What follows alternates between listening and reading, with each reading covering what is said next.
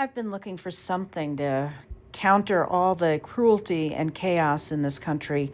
So I found that if I make a quick line and scribble, I can actually turn it into something cute. All I need are a couple of watercolor pencils, and you know that they are watercolor, water reactive by that little brush on the barrel of the pencil. I have four colors here. You can have as many as you'd like. I have two different pens, but again, you could do it with one pen. This one is a brush tip, and the other is a micron. I think this is a 02.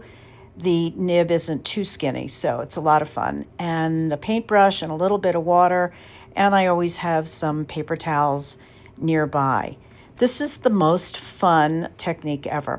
First of all, in my journal, I know that if I try to draw a straight line, it never looks good. So I purposely will wiggle. And here I'm demonstrating it using a wiggly line, kind of like an EKG, just to show you that even if you're just drawing a frame in your journal, if you purposely make it wobbly and wiggly, it's going to look a little bit more, to me anyway, satisfying.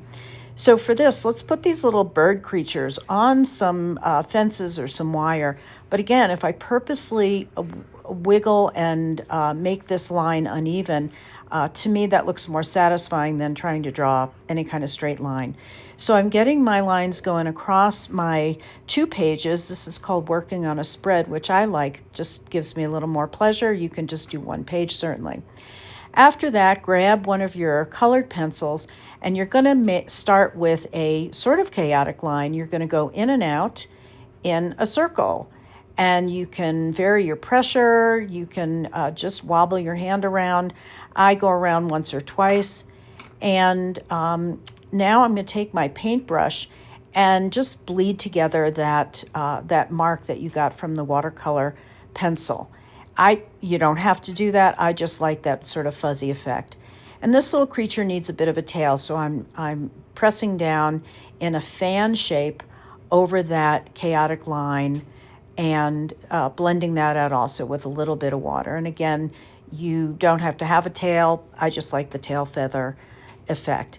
Now I'm going to put a bunch of different blobs like this chaotic line that goes around in a circle. I'm going to put them on the branch or the wire, and I'm going to put the tail feathers in various places because as I create these little creatures, I'd like them to interact and kind of talk together. What do you know?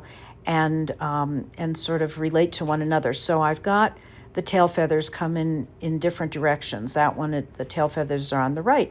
If I have too much water, I can blot it with my paper towel. That'll help dry it up a little more quickly. And now I'm going to put another one with a different color. Again, you can do this with any colored pencils. If they're water reactive, like these Derwent Inktense, it's fun, but they don't have to be if you just happen to have colored pencils in your box. And guess what? There are no rules. So you can make the tail feathers different color. You can make the actual fuzzy bird shape a different color. So you're not limited, certainly, to the colors that I'm working with here in the demo. So I've got those guys, letting them dry. Here's how I'm going to do the face. It's a simple triangle for a beak and 2 little eyes. Totally easy. You can try that on a separate piece of paper. Now, all of these are dry, and I'm going to just start adding the beaks. So I've got the triangle that I'm coloring in and 2 little dots for the eyes. And the thing that's so much fun, and then, oh, by the way, here are the little legs coming down. And again, instead of one straight line, I'm going over it a couple times. And then I'm just outlining or sort of squibbling around the tail feather just to emphasize that a little bit.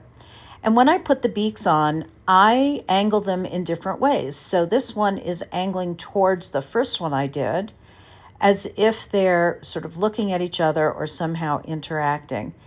And so I encourage you to play with the beak placement and the eyes just to see how you create these sort of silly, fun, cozy little personalities from these chaotic lines. And I like playing with having some of these little creatures be really tall, some squat. In some, I put the legs close together. In others, they're farther apart. And again, you'll see I'm just kind of scribbling around the tail feathers just to emphasize that. And here's my 2-page spread that I did the first time, and it was just so much fun and truly a cozy couple of minutes just getting away from all the craziness. If you want more tips and tricks, please like and follow this video and check out more of my work at jcmamet.net. I'm wishing you a bubble of joy.